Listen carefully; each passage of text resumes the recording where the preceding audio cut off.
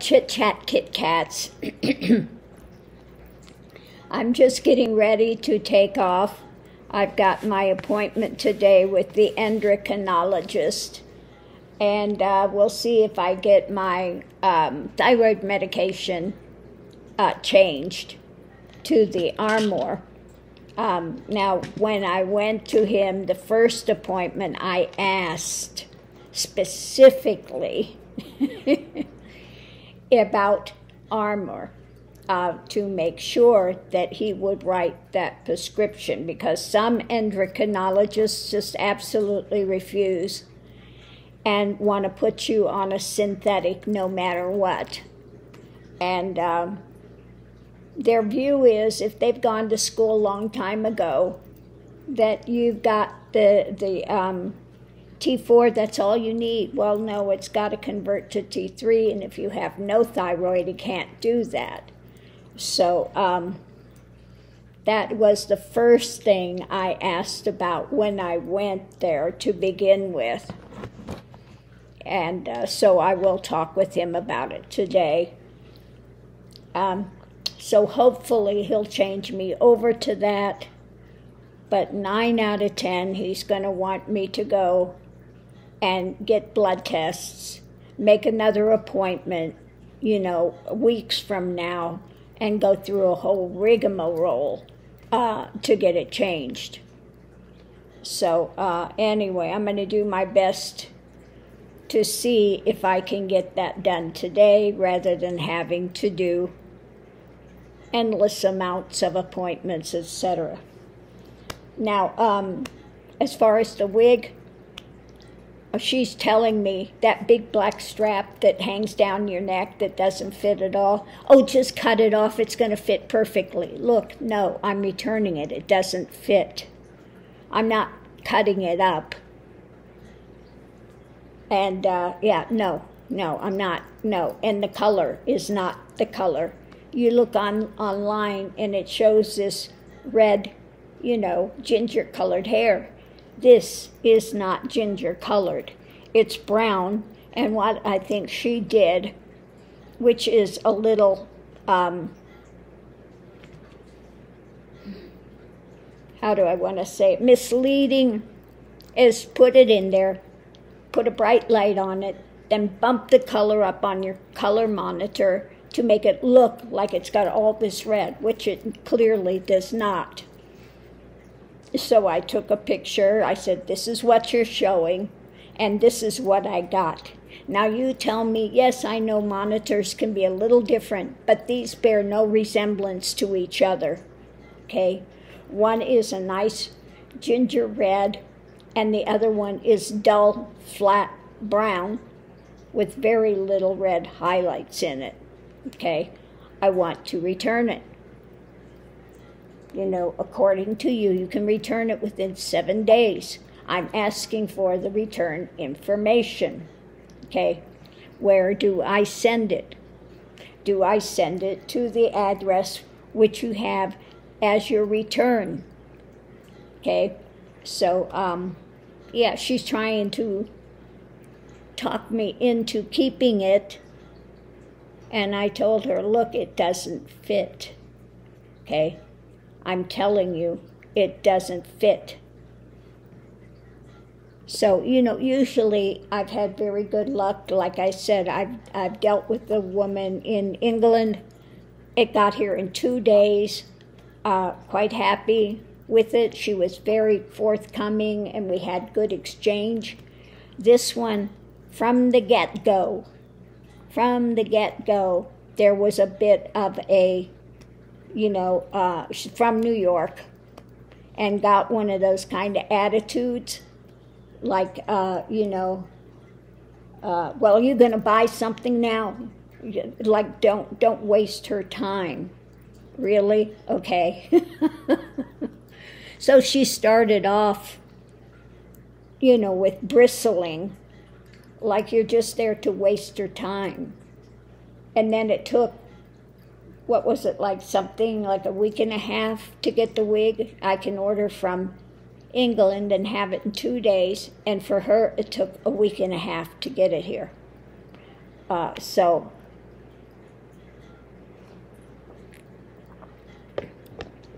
not somebody that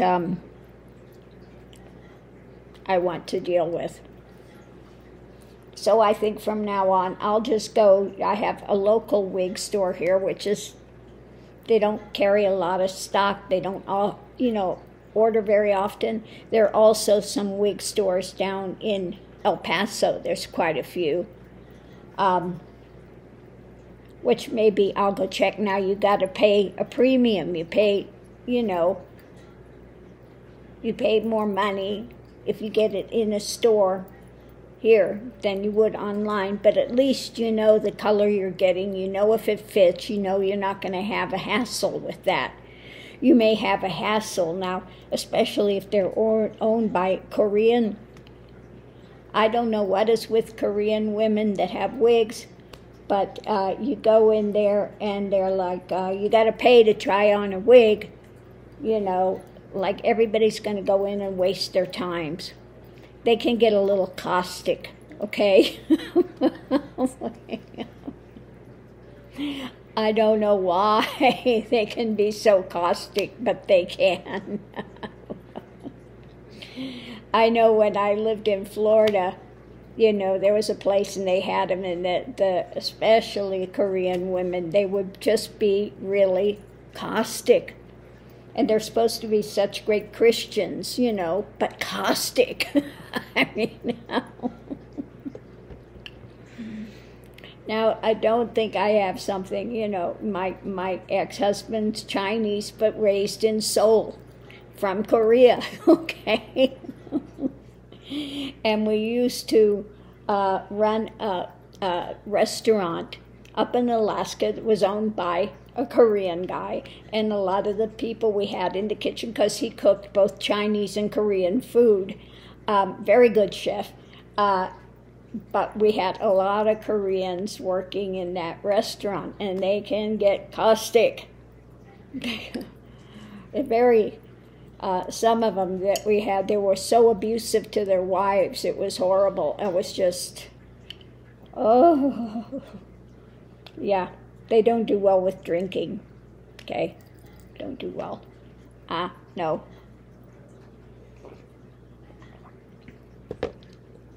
So anyway, that's another whole thing there. But we'll see. Anyway, trying to get that cleared up today, I just said, look, I need the address. According to your thing, they can be returned within a week. I want the return information. End of story. But it's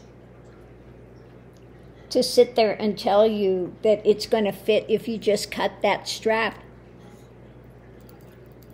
What has she got, a crystal ball?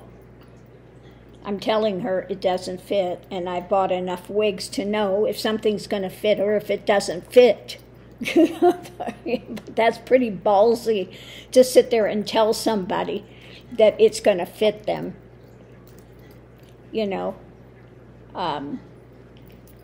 When clearly it's just not, and the color is not right. It's not, not made really well.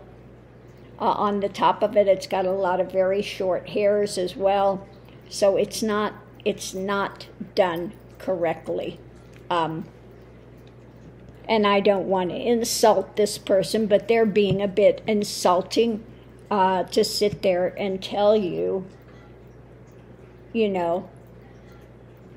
But sometimes this is kind of that New York state of mind. Now, don't get me wrong, I don't say everybody from New York is like that. I know some very, very nice people from New York, so don't come after me. But there are some people in New York that are just caustic. Oh my goodness. I've gone to New York many times because one of my students was selling jewelry, and I would go up to the diamond market sometimes to help them figure out what jewelry to buy, because they would sell it.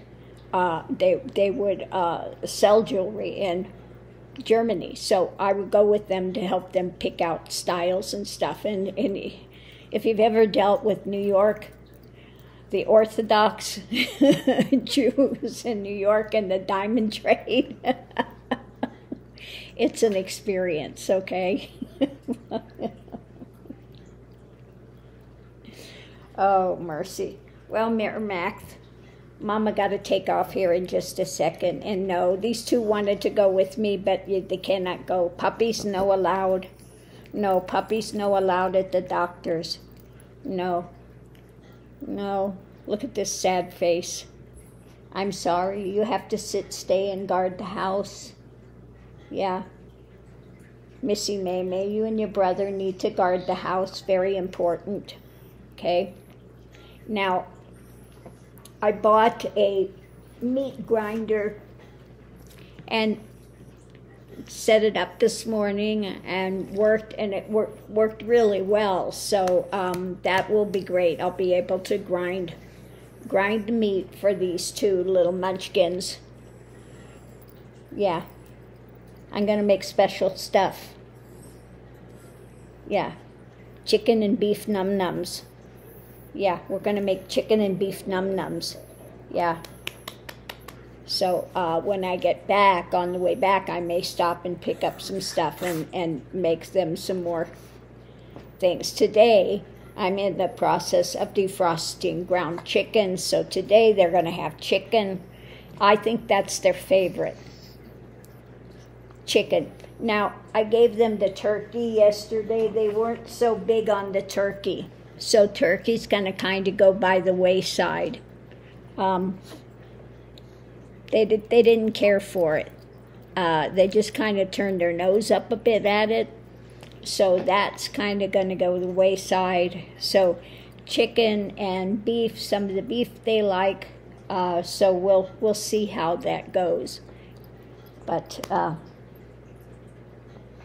anyway, I was really happy that the grinder seems to be working really well. So I'm going to continue with that. But I got to close this out now because I've got to get on the road to make it there in time for my appointment. When you get there, it's usually you get there and then you got to wait an hour. You have your appointment time. But it's like a, I don't know what you'd call it, because they have so many people there. And it's not like they have a lot of doctors. So it's, you go in there and you wait an hour past your appointment time to get in to see the doctor. I'll be so glad when I'm done with this and I don't have to go there any longer. All I need to do is get my prescription changed from the synthetic to the Armor instead, and then I'm done with there. Then from that point, I can go to my primary doctor. I don't have to continue to go into this place all the way down in El Paso. I'll be so glad when I'm done with this. Anyway, on that note, I'm going to leave this here. And I'll see my voice today. I sound like a boy in puberty.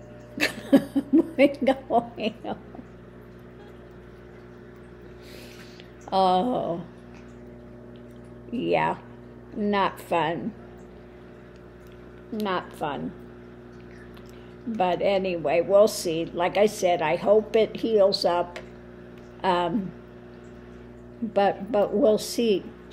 I figured out what happened was the intubation tube damaged